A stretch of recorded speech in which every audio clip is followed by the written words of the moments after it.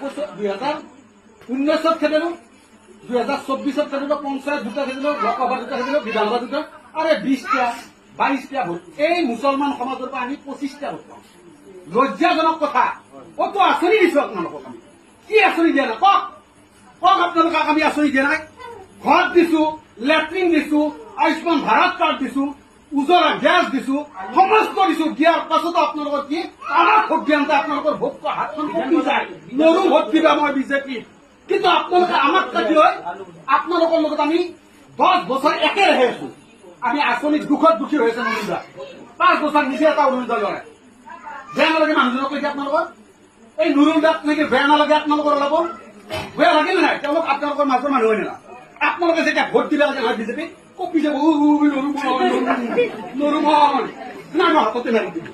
আৰে যি কংগ্ৰেসে আপনাৰ অসম দুৰ্নীতি সব কৰি আছে আপনাৰ।